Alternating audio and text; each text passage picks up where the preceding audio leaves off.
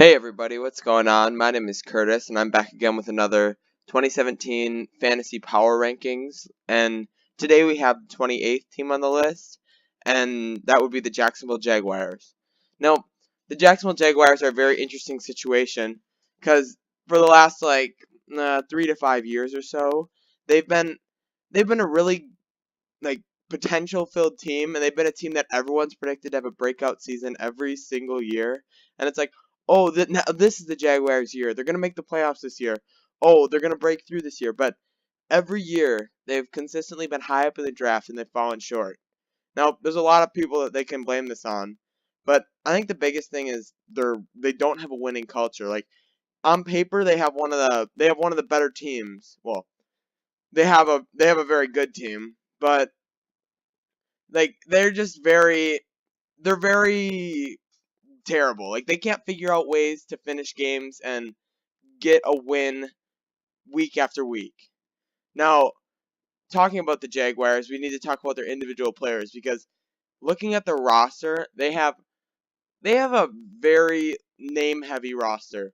They look like a team that could easily get a lot of wins in the NFL, but they just can't do it. Now, let's start with dead. The position group that's dead is the O-line. Now, they've been dead for a couple years. Like I think the last couple of years, I think 3 years, they had 55 sacks and like 34 sacks, which looking at those sack totals, that's awful. Like they're averaging above 40 sacks a year. And you're not going to win games in the NFL if you can't keep your quarterback protected, especially a quarterback who's not as great as like one of the top tier quarterbacks like Tom Brady, who can avoid sacks just by being as good as they are. And not only that, but they're not good in the running game either. They've scored 13 rushing touchdowns in the last 2 years, which is not a formula for success. If you can't pass block or run block, you're not going to be very good. So, moving on, let's move to the deep sleeper, the person who's probably not going to wake up and have a great year, but there's always a little bit of a chance. Like they're about to die, but they haven't died yet. And that's Blake Bortles. And it's not a very hot take at this point, but this is Blake Bortles' last year. Like, not his last year. Like, if he plays well, it's his last year to prove himself.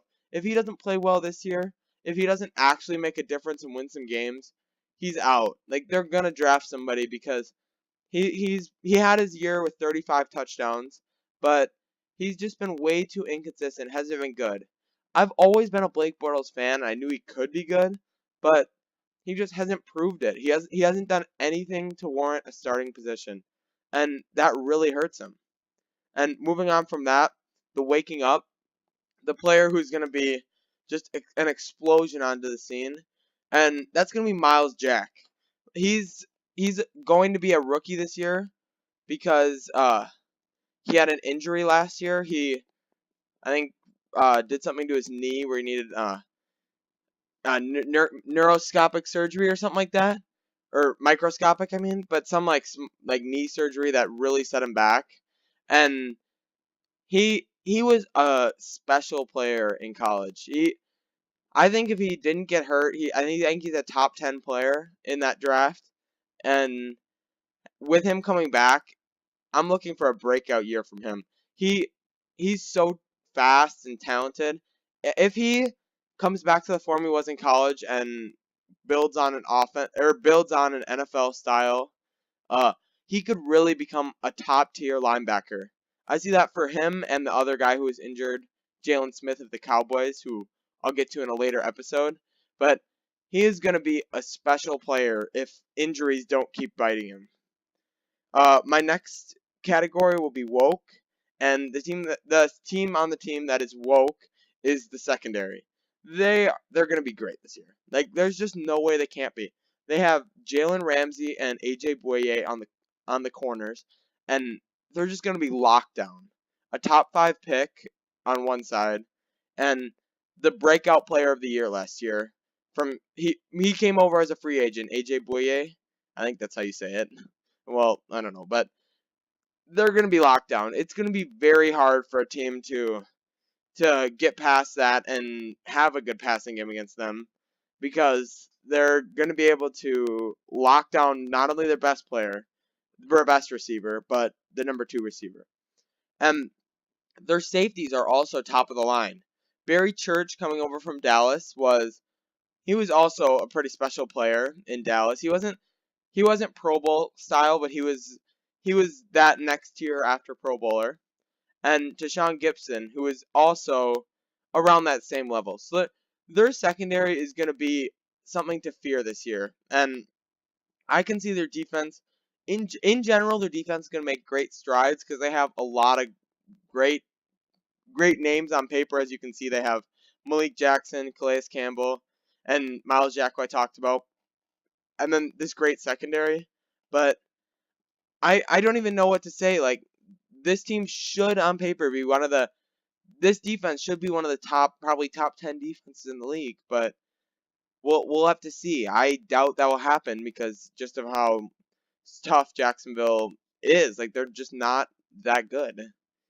And now, moving on from their team, we're going to go to they're going to go to their schedule. And on their schedule, the one-on-one matchup of the year is going to be against the Texans. And I want to see this week 1 because Leonard Fournette was going out saying, oh, the NFL is so easy and everything's so slow. And he is going to be a force this year. So I want to see him, TJ Yeldon, and the actually pretty stacked running backs go up against JJ Watt and the Texans. JJ Watt I want to see him coming off of the surgery, and I want to see Leonard Fournette coming off never playing a game before. That's going to be a matchup to watch, and I could see them going head to head, like run like a stretch play or something with JJ Watt breathing down his neck, and we'll see how good Leonard Fournette actually is. Now, moving on to the next, we have the what to watch for, which is the Jaguars versus the Titans. And this will be a real test of how good their secondary actually is with Marcus Mariota against Corey Davis and a great receiving core, which we'll talk about later. And the turn-off game of the year will be against the Seahawks because the Seahawks are just in another class, and that defensive line is going to give the O-line fits. And then my final record prediction will be 6-10 because I think they'll get a game against the Titans because the Titans are a good matchup for them.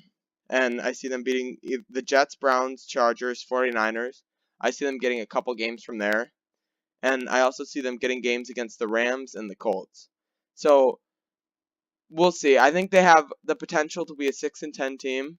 And it'll be hard to tell if they'll actually get there because they've always fallen short of expectations. But I could totally see them getting there. Peace.